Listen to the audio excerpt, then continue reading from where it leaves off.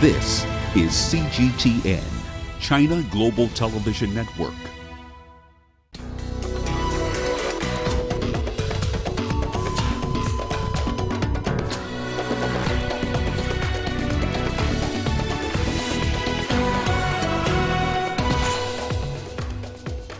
The United Nations calls for a truce in the battle to control the Libyan capital, Tripoli.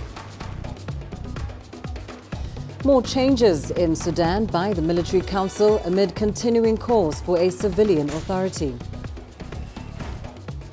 And we hear from Ethiopia's Minister of Water and Irrigation ahead of the upcoming Belt and Road Summit in China. Hello and a warm welcome to Africa Live on CGTN. I'm Lindy Mtongana in Nairobi. Also ahead this hour.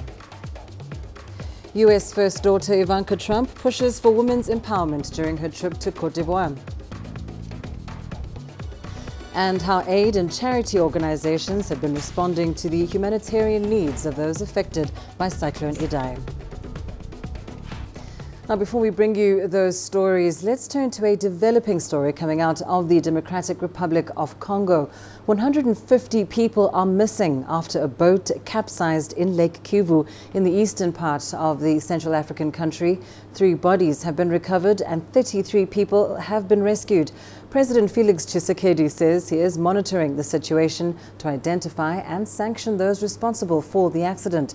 Now, such accidents are common in the DRC, with boats frequently being overloaded.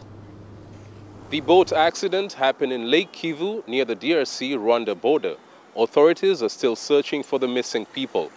DRC President Felix Tshisekedi says he's closely following the accident and is saddened by it. He says when it's been established who's responsible for the fatalities, those people will be punished.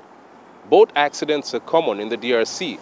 Last year, 50 people died in an accident on the Momboyo River in northern DRC. Authorities haven't yet established the reason for this boat that capsized. Christo Chamringa, CGTN, Kinshasa, Democratic Republic of Congo.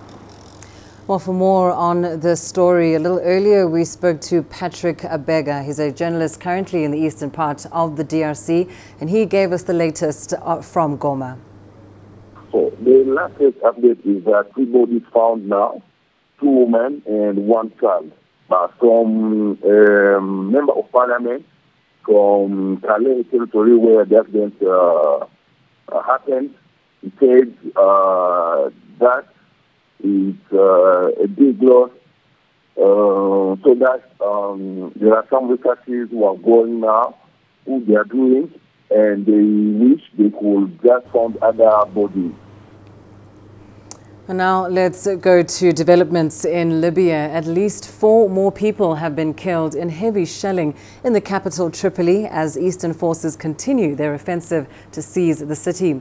Nearly 2 weeks into the assault, the Libyan National Army is now stuck in the city's southern outskirts, battling armed groups loyal to the internationally recognized Tripoli government. Nearly 200 people have been reportedly killed and 756 others wounded. The number of those displaced is expected to reach 20,000. The United Nations has condemned the hostilities. The UN support mission in Libya condemns the increased use of heavy weapons and indiscriminate shelling that has damaged civilian houses, schools, and infrastructure. The Secretary General's Special Representative, Ghassan Salameh, continues his outreach to call for a humanitarian truce to allow for emergency services to access civilians trapped in conflict-impacted areas. Meanwhile, Libya's UN-backed government of national accord is now appealing for Europe's support against Eastern Military Commander Khalifa Haftar. The Tripoli government says the current situation could have an impact on Europe since it's likely to see thousands of people try to flee to the west. Haftar is trying to send a message to the people on east side of Libya. This is a war between east and the west, and this is not the case. And this is damaging the Libyan society. We are suffering as a government because the boat casualty we see as Libyans. This is our young people who's dying from the both side. Not because one part is not representing in the government, no, because a military man wants to rule the country.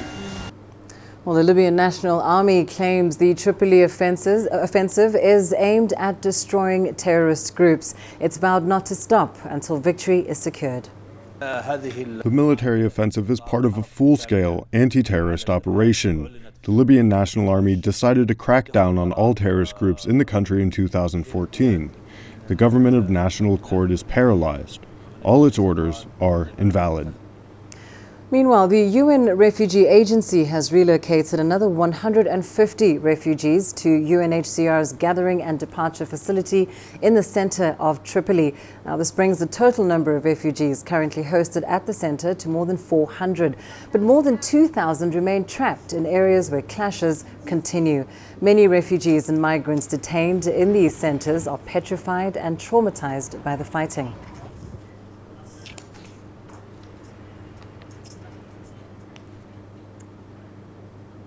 Well, let's turn now to our coverage of protests in Algeria. The country's army chief of staff has warned protesters that time is running out for the country to regain its stability.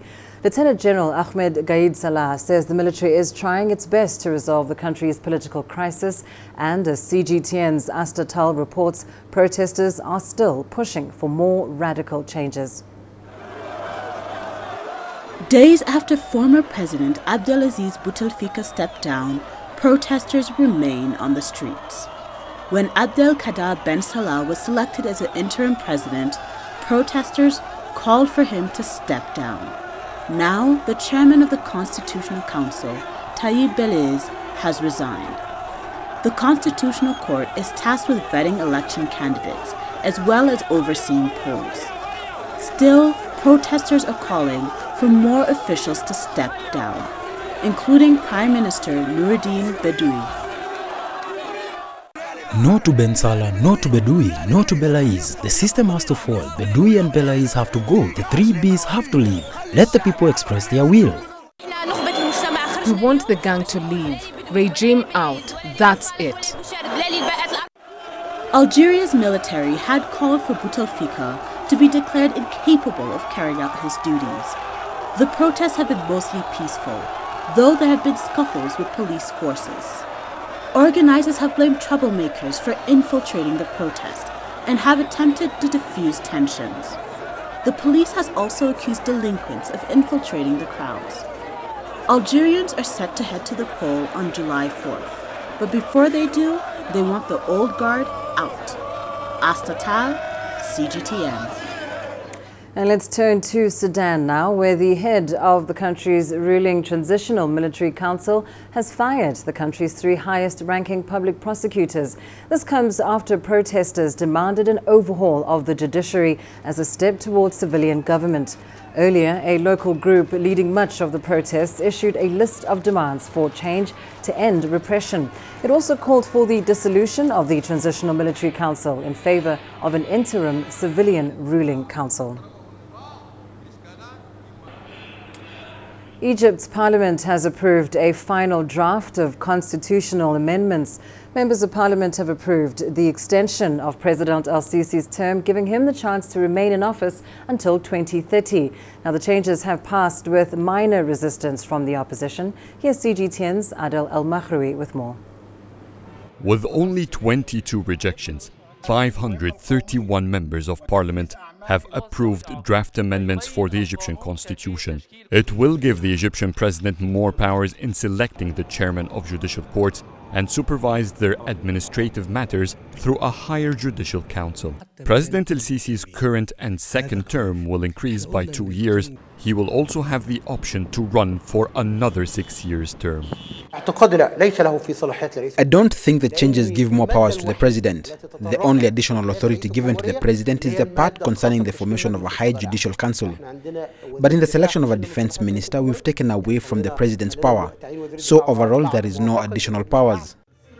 The Egyptian military's powers will be boosted. It will have the role to act as the guardian of the civil state and intervene if the concept is under threat. Appointment of a defense minister will be bound to the approval of the Supreme Council of the Armed Forces, and it makes civilians subject to military trials when it concerns properties under the army's management or personnel on duty.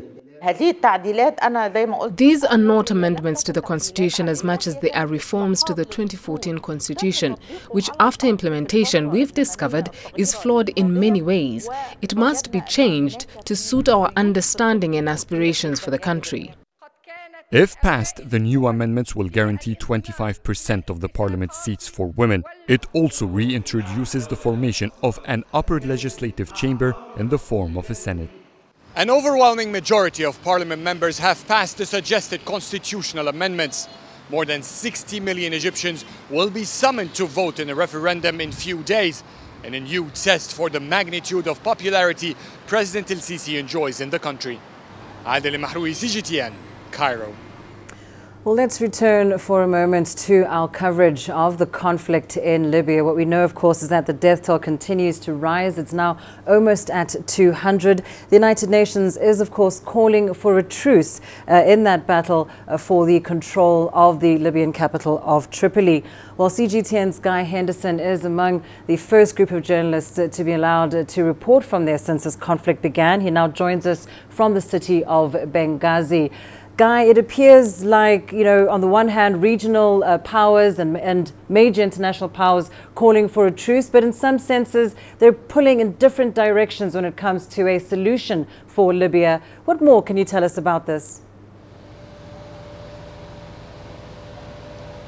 Yeah, so on the one side, you've got the UN-backed government in Tripoli, obviously the United Nations backing that government, and most of the countries backing that government, one of them principally perhaps Italy, tend to be of the view that more intervention will just lead to more bloodshed. So from some of those international actors supporting that UN-backed government, a reluctance, I think, to become more involved in the conflict. On the other side, you have the Eastern government based here in Benghazi, and in fact we spoke to the Eastern Prime Minister, Abdullah Al-Thani, in an exclusive interview which you'll be able to watch on CGTN in the coming hours, in which Al-Thani said that in his view, in the Eastern government's view, the best way to bring a swift end to this conflict would be to stop what intervention and assistance there is coming to the Western governments and the militia, they say, that props up, militias that prop up those governments, that UN-backed government, from countries, they say, like Qatar, like Turkey. If that support was withdrawn, this would be the quickest way to bring an end to the conflict. The Prime Minister also singled out Saudi Arabia, the United Arab Emirates, and to some extent France as well, for continuing to show some support for the Eastern Authority here.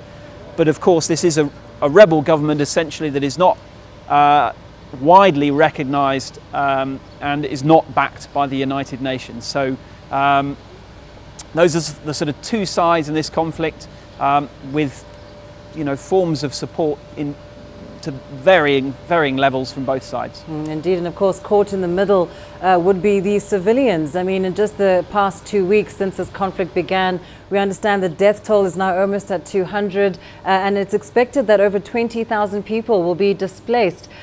Guy, is Khalifa Haftar likely to heed to calls coming from the UN for a truce, especially given the need to protect civilians? Yeah, I mean, we've seen a lot of reports about the airstrikes going on in Tripoli, intense, taking place at night, some of the fighting as well, and the civilians are being caught in the crossfire. You mentioned that UN figure, I think 20,000 people they're saying had now been displaced, 174 at least. I think that was the latest figure I saw for the number of dead during that recent escalation in the last couple of weeks. From what I've seen, the UN has begun to have some successes in moving some of those people to some form of safety away from the fiercest fighting.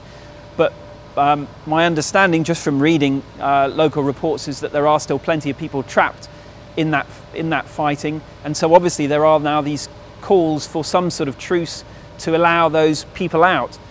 Nothing from the Eastern authorities here on the likelihood of that happening at this stage. What I do know from speaking to the Eastern Prime Minister is whether there is a humanitarian corridor or a chance for some pause in the fighting to let those people out. There does seem to be a pretty rock-solid will here at the moment to continue with this offensive. Yes, initially the Eastern government had suggested that perhaps it might just take a few days to sweep into Tripoli, as Haftar had managed to do across parts of the south in the early parts of this year, and then moving up towards Tripoli. But from what the Prime Minister said, the Eastern Prime Minister told us last night, if this takes longer, they are willing to fight on, and he specifically said it could take up to 8 or 9 months, this offensive. Well, that is a scary thought indeed. Thank you so much, Guy Henderson, joining us there from the eastern Libyan city of Benghazi. Now let's turn to Uganda, where legislators have warned the government against harbouring Sudanese former president Omar al-Bashir. The warning follows reports by the country's junior foreign affairs minister that Uganda is considering giving asylum to Bashir and his family. CGTN's Michael Baleke reports from Kampala. The State Minister for Foreign Affairs, Okello Oryem, told Parliament that the former Sudanese leader deserves credit for his role as a co-guarantor in brokering the South Sudan peace deal. Minister Oryem also recognizes Bashir for his involvement in ending the LRA war in northern Uganda. The Sudanese leader was last week ousted as president following protests over deplorable economic conditions and rampant corruption.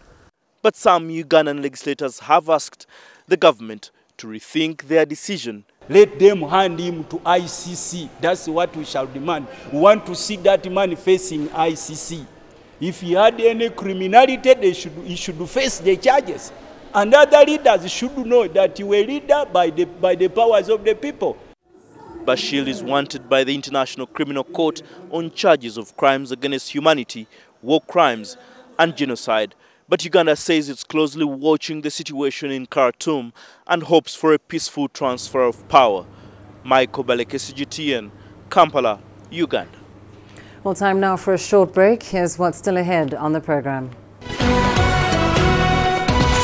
Coming up, we hear from Ethiopia's Minister of Water and Irrigation ahead of the upcoming Belt and Road Summit in China.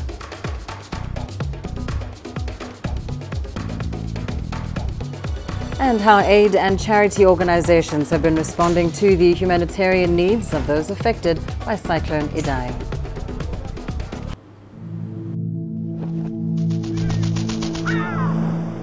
How will your world change today? What happens here? What happens there? Or what you make happen for yourself. If it matters to you, it matters to us too.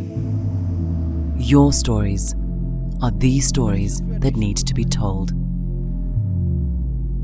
Africa Live. Find your voice.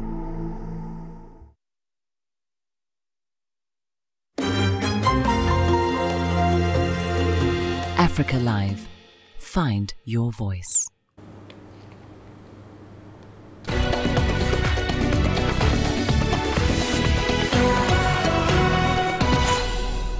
The second Belt and Road Summit is set to take place soon in China. Dr. Seleshi Bekele, the Ethiopian Minister of Water, Irrigation and Electricity, is scheduled to attend the summit. Ethiopia has extensive reserves of clean hydropower and wind energy sources. Under the framework of the BRI, its cooperation with Chinese companies is growing. Let's hear his thoughts now about this mutually beneficial partnership. It's an important intervention and investment. Countries like in the developing country and Ethiopia benefits from this kind of interconnection to develop their economy and to the benefit of their respective people. For the future, we'll continue to make new developments. For example, we're looking for major transmission and substation development in Ethiopia. We'll see also rehabilitation of major towns, about 53 of them coming under this program. On my side, I'll focus more on energy generation side. Also, I would like to visit some of the key companies that are operating, and also where we could really learn from and, for example, bring similar type of development in Ethiopia. China, with a huge population, 1.3 billion people, really made it successful through the ideology it has followed, development that is people-centered, and transformed its economy with rapid growth over, particularly during the last 30 years. That is very remarkable, and Africa has a similar type of population, about 1.3 billion now, can emulate on many of the Chinese best practices and development areas. If you take just energy, for example, State Grid alone operates 1.4 million megawatt. But in Africa, the total energy we have is 300,000 megawatt.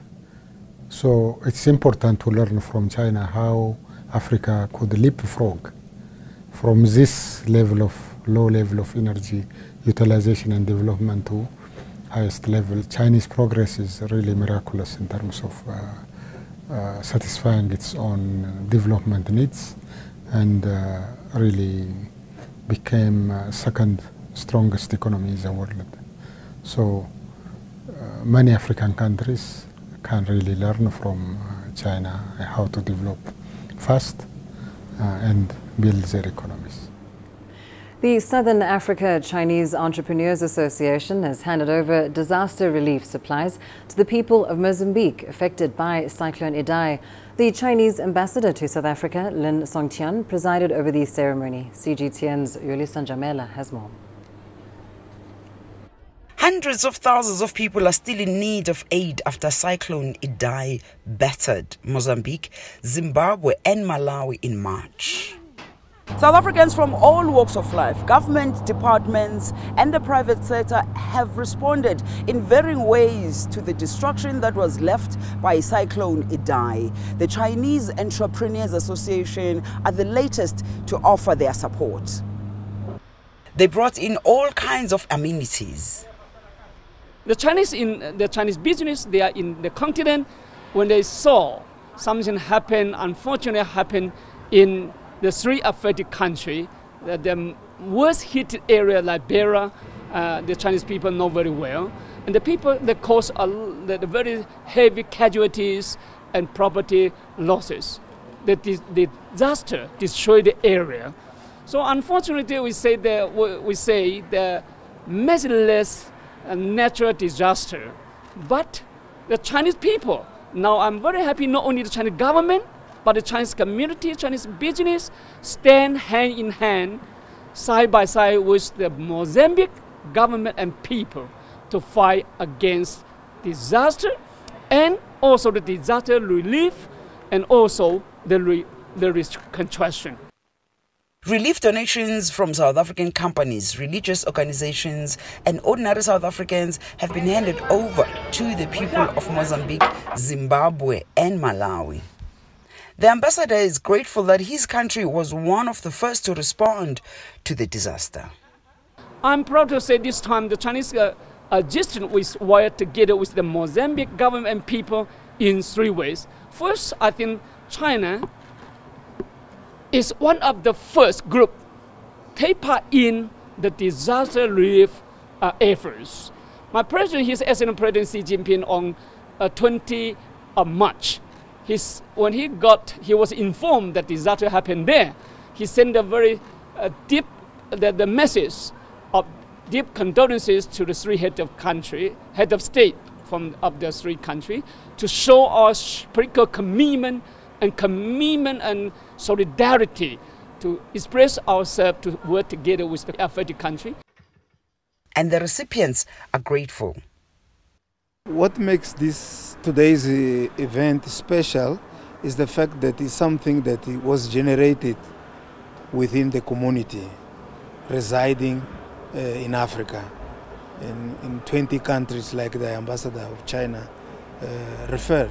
And the fact that these business people, they just felt that they should be part of the solidarity that is taking place aiming at assisting the people that were victimized by the cyclone and the floods in the central area of Mozambique, namely in Sofala, Tete, Zambezia, and northern part of Inyambane, and Manica. This is very important because it's not something generated from governments, it's just them genuinely feeling that they should put hands together and assist.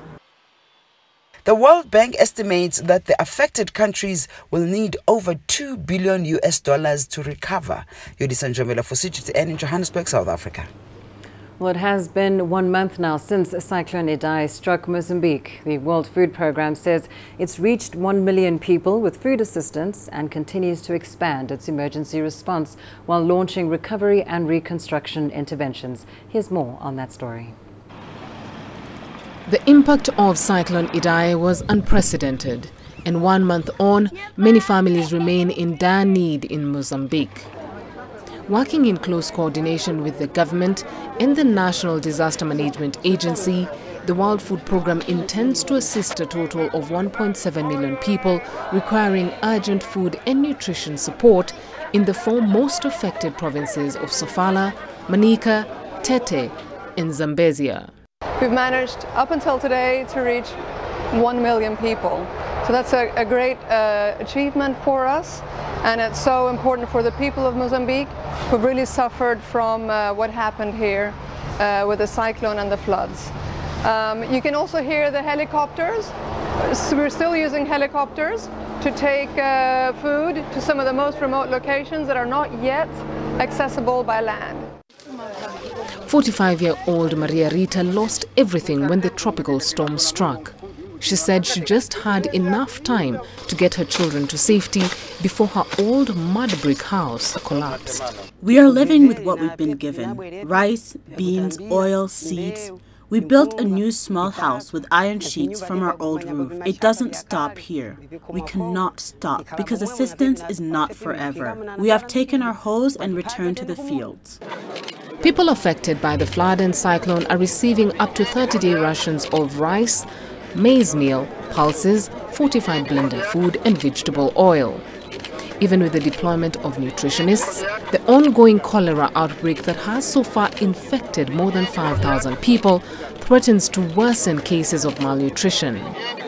The World Food Programme is supporting 3 cholera treatment centers in Beira with food assistance.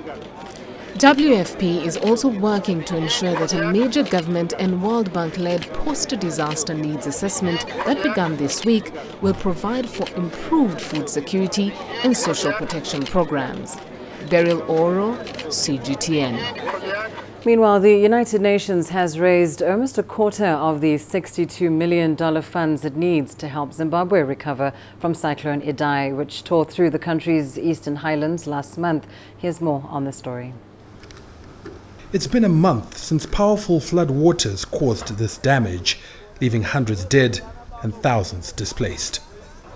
Emergency relief, including food, medicines and clothing, have been coming in, but more is needed to mount a long-term response. Temporary camps are being planned pending rebuilding of houses, and so the move is going forward, helping early recovery and recovery and reconstruction. And this needs a huge effort. The UN system launched a flash appeal together with the humanitarian community for $60 million to provide relief support. Now we are close to about 25% funded on that relief, and which is not very much. The Zimbabwean government has launched its own appeal and is seeking some $612 million to address the latest humanitarian crisis facing this troubled nation. Poor rainfall has left about 5.5 million people, a third of the population, in need of food aid, including in the devastated Eastern Highlands. Some of the districts were already worse drought affected. And then on the top of that, you got this, cyclone heat. So in a way, Zimbabwe is faced with triple challenges: challenge of climate, broadly drought, rainfall issues. The other is the economic transformation, and third is the concern of the cyclone. Zimbabwe has given up hope of rescuing any more survivors from the missing. The information minister recently announced efforts will now be restricted to recovery of the deceased, and that pathologists will be sent to identify several hundred bodies swept into neighboring Mozambique. Farai Mwakutuya, CGTN, Harare, Zimbabwe. And to the Democratic Republic of Congo now, President Felix Tshisekedi is urging people in areas hit by the Ebola outbreak to accept the reality of the disease and trust health workers. Mistrust of first responders and widespread misinformation propagated by some community leaders has led many in affected areas to refuse vaccinations. Instead, they turn to traditional healers whose clinics have contributed to the hemorrhagic fever spread. DRC has suffered 10 outbreaks of Ebola. The current one has seen 814 deaths since it was declared last August. I ask you, my countrymen, my fathers, my little brothers, listen and cooperate with the medical response teams that are working tirelessly here to eradicate this disease. If you do so, this disease will not spread everywhere anymore, and we will contain it and get rid of it completely here. Staying in the DRC, leaders of ethnic groups who've been fighting over land and power in the eastern part of the Democratic Republic of Congo have been involved in a dialogue aimed at promoting peace. The initiative has been spearheaded by the UN and the DRC government to encourage militants to lay down their arms and resolve disputes peacefully. CGTN's Chris Ochamringa has more details. Kichanga town in the DRC's North Kivu province appears serene and peaceful, but the area is surrounded by many armed groups that fight for land, power and reputation. The UN has deployed its peacekeepers to support the DRC government to protect civilians, but reports of attacks are common.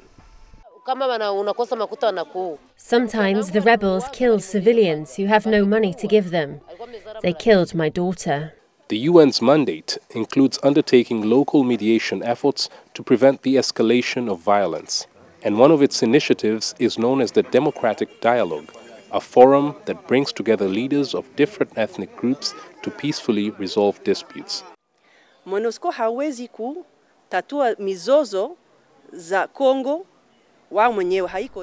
cannot resolve the conflicts in Congo. That's not its mandate. It's the Congolese people who should do it themselves. That's why we introduced the dialogue.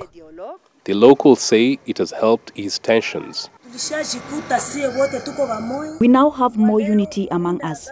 We have had intermarriages between the Hundes, Hutus and Tutsis, which was unheard of in the past. The authorities acknowledge that the military intervention alone cannot tackle the root causes of the conflict in the east. The UN has the largest peacekeeping force in the DRC with more than 16,000 troops, but the complex nature of the conflict in the east has made it very difficult to stop the fighting. They hope their mediation program will help. The ultimate goal is for a phased withdrawal of UN troops and to help the DRC government build its capacity to take over the security of its country. But that's a huge task. Children like these have been forced to flee conflicts for decades, so it will take much more mediation and work before war and conflict is not the main conversation. Chris Ochamringa, CGTN, Kichanga, Democratic Republic of Congo. Now let's turn to China as the country celebrates the 70th anniversary of its Navy. Over the decades, China's naval operations have developed from inshore defense to offshore and beyond to the open seas. The Chinese Navy is building a modernized marine combat force that can sail to all waters and conduct multiple missions. Let's take a look. The Chinese Navy began its first major reform in the 1980s when its mission shifted from inshore to offshore defense. In May 2015, China issued a white paper outlining a military strategy it calls Open Seas Protection. Chinese ships now operate further from home and for longer periods. On December 26, 2008, China sent the first naval fleet to the Gulf of Aden and waters off Somalia to defend commercial shipping from pirates. Since then, 31 fleets have escorted more than 6,600 ships from around the world. In 2015, when the war broke out in Yemen, a Chinese naval fleet consisting of 3 vessels helped evacuate more than 600 overseas Chinese and almost 300 other foreign citizens from 15 countries. In a voyage called Harmonious Mission 2015, China's hospital ship Peace Ark traveled the world for 142 days and provided free medical care and services for over 17,000 people. The Chinese Navy continues to strengthen exchanges and cooperation with other countries to protect maritime transport. It has held joint drills with more than 20 countries, practicing escort missions, anti-piracy operations, and international humanitarian assistance. Looking ahead, Chinese naval forces will continue their duties to safeguard national strategic interests, fulfill international humanitarian obligations, and defend important transport routes. Well, your business news coming up next. Still ahead, U.S. First Daughter Ivanka Trump pushes for women's empowerment during her trip to Côte d'Ivoire. And South Africa launches electronic visas to increase visitor numbers. Africa is the nexus of enterprise, and global business will tell you why it matters. From the mega investment projects to multi-billion-dollar mergers and acquisitions. Africa today collects, just in terms of revenues from taxes alone, $545 billion a year. If you take 10% of that and you devote it to the energy sector, problem solved. All this on Global Business, weekdays at this time on CGTN. Africa Live. Find your voice.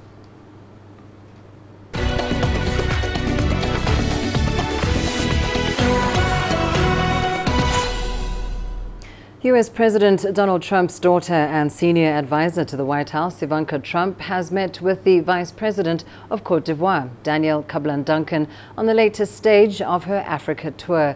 The U.S. First Daughter is visiting the continent to promote the United States Women's Global Development and Prosperity Program.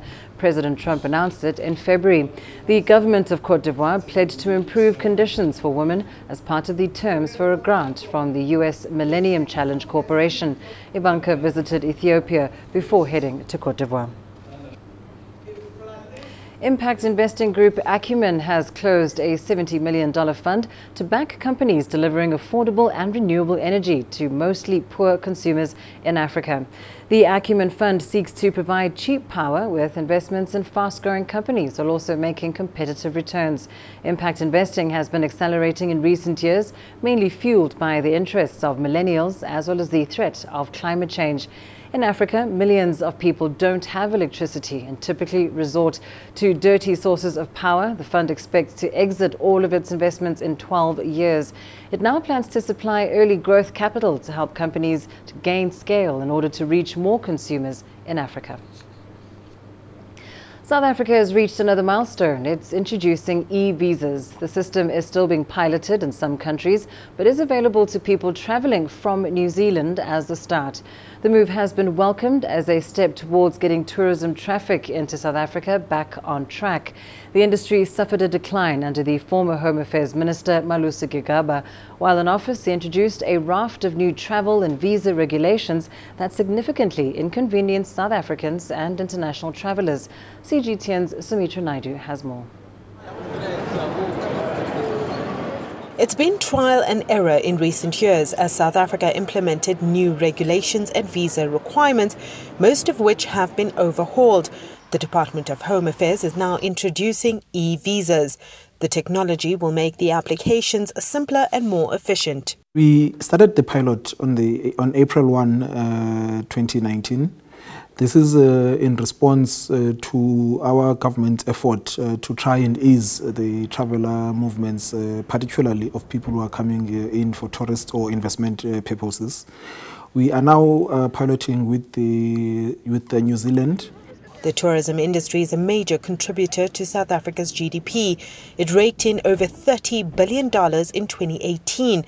With visitors being able to apply online for visas, the industry is expected to become more attractive. Systems have already been installed at the Lanseria and OR Tambo International airports, but are still being tested. On the very first day, we did have some technical issues which were resolved on the same day. Since then, we have not had any issues on the technical side. We have been able to process quite a few of those applications.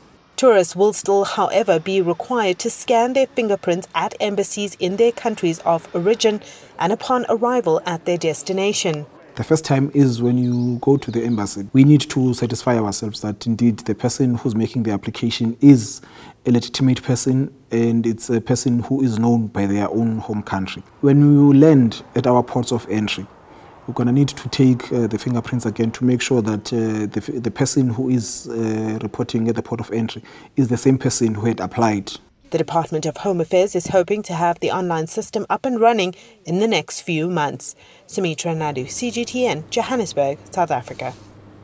As the world moves towards the deeper digitization of agriculture across the entire value chain, the emergence of affordable and versatile unmanned aerial vehicles is offering new solutions. Farmers in Ghana are now embracing this technology to optimize crop yields and save resources. CGTN's Nabil Ahmed Rufai reports. At the Bomat Fruit Farm in eastern Ghana, drones are being used to spray pesticides on its pineapples. It can spray 2 hectares in 30 minutes. That's how fast the drone is. As compared to the normal knapsack sprayer, you can take a day or two to do this 2 hectares. Bomat has been using the technology for over a year now. The farm pays $10 to spray an acre of land. It used to pay farm hands using knapsacks $15 for an acre, and it took the whole day to get the job done. With the drones, it takes just 15 minutes. The adoption of drone technologies like these are redefining agriculture in Ghana. It allows farm owners manage variations in the field accurately to grow more food. It's also helping to address a labor shortage. Few young people want to work on farms in Ghana, but drone technology is now attracting them to the industry. Bomat is now looking to expand its use of drones. We've taken it to our mango plantation in the Volta region, where we've also done some trials. And the result was that this is faster, and in the long run, cost-wise, is also going to be better. So the idea is to adapt it and increase the area of coverage. Still, Ghana's farmers need to learn more about how to operate the drones. Using them requires technical expertise. Digitalization for agriculture is a real opportunity. It's a game changer for African agriculture. That there is a deep connection to impact, both at the productivity level, so applying digitalization to agriculture can increase both in terms of productivity and in terms of income for the smallholder farmer. The government is taking steps to scale up the use of drones. There are plans to set up a drone assembly plant in Ghana. It's likely to boost adoption of the technology and give the industry a competitive edge. Nabil Ahmed Rufai, CGTN, Accra, Ghana. Apple and Qualcomm have agreed to settle all ongoing lawsuits, putting an end to the blockbuster legal battle between the two tech giants. Under the terms of the settlement, the iPhone maker will make a payment to Qualcomm for an undisclosed amount. The two sides have also reached a 6-year global patent licensing agreement, which may be extended for another 2 years.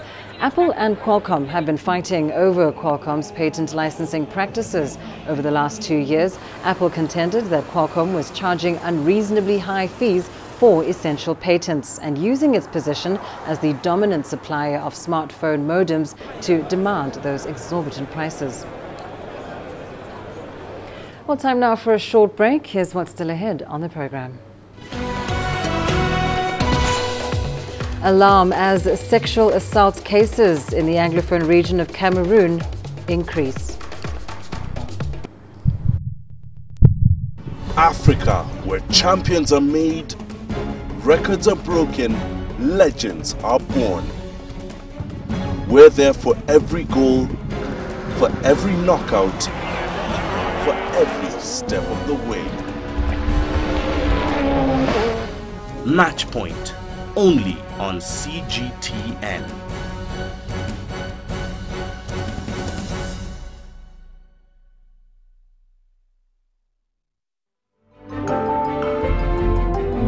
Africa Live.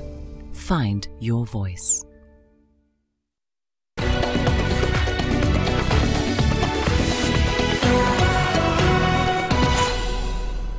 Activists in Cameroon fear that the number of rape cases in the Anglophone region could be on the rise. Here's CGTN's Jane Kua with more. In 2016, Rose, not her real name, was walking at night to fetch water in her village when she was attacked by 3 men who she says raped her. The 21-year-old is among hundreds of women who have suffered sexual violence and rapes in Cameroon's northern and western regions. That time it was around 7 to 8. When they took me like that, there were 3 of them in number, and another one raped me. And I even tried to cry, but they covered my mouth. I could not. I do everything possible. There was no one to help me. Rape. Many of the rape survivors have been coming to the Rural Women's Center for Education in Bamenda for support. The NGO provides legal, medical and psychological support to victims of sexual violence and says it has been overwhelmed by the number of women coming to the center seeking help. Between 2016 and now, specifically between 2018 and now, rape has really been on the increase, because a lot of women and girls have run to our center for assistance because they have been raped. So seeing that, we thought it wise to work closely with these women and girls by providing them psychosocial first aid, bringing in medical experts and legal experts to provide them support. Bamenda and other cities in the northwest and southwest have become a battleground between government forces and rebels, demanding an independent state for the Central African nation's English-speaking minority. Over 400 civilians have been killed in attacks between separatist groups and government forces since the conflict started in 2016. The upsurge of violence has left many women and young girls in particular vulnerable. 12-year-old Stella, not her real name, was raped behind their house by an unknown man. She was helping her neighbor bake cakes and had gone to look for sand that is used to mold the cake and hold it in place in the baking tray. So I went to the valley to carry her the sand. One man passed and asked me that, what school am I going to? I said, I'm going to the secondary school. The man passed and he went. Then I carried the sand and I was going. The man came and called me and pressed me on the ground that if I shout, he's going to kill me. So he raped me. Many of the rape victims, like Rose, have little hope left for their future. My dream was to become an actress. And now I don't really know. And I feel like if not of this thing that is happening in this northwest and southwest, that could have not happened to me. I could have been in school by that time. I could have not been in the village, because I think that happened because I was in the village. More than 430,000 people have been displaced within Cameroon, and over 30,000 have fled into neighboring Nigeria. Jane Keo, CGTN. In South Africa, the constitution states that every child has the basic right to nutrition, but many children still go hungry. In the Western Cape, a feeding scheme is highlighting its commitment to children's rights. Food for thought. That's literally the core business of the Peninsula School Feeding Association in Cape Town. It distributes food to nearly 150 schools in disadvantaged communities across the Western Cape. Too many students end up going to school without food, and if you don't get that right, we're never going to get the results. So it is how we make sure that we retain students in the school system. We're now sitting at over 62% of our students are retained in the system up until matric, and over 400,000 young people get a meal every single day when they go to school. The Peninsula School Feeding Association, which was started over 60 years ago, distributes over 130 tons of fresh produce to nearly 150 schools every week. This includes nearly 5,000 cabbages and over 500,000 apples. 4 out of 5 children every day comes to school without having anything to eat. So for us as an organization, that's our core and that's our function. That's the kids we target, so that we can make sure that that child has been provided, with that meal that allows him or her to learn. Because as our logo says, you can't teach a hungry child. Just R2.50 provides each of these grade 2 learners with 2 hot, nutritious meals every day, so they don't have to come to school and learn on an empty stomach. In education, we have the best retention rate in our school system in South Africa, and part of it is making sure that you've got the education in place, but you've got to have children in school that have actually had a meal, and if they don't have that, they can't get the education outcome. We've got a track record on jobs, we've got a track record on education, and this is part of that education. Renee Dalcom, CGTN, Cape Town, South Africa. Coming up in your sports news, up next. Barcelona and Ajax book their spots in the semi-finals of this year's UEFA Champions League.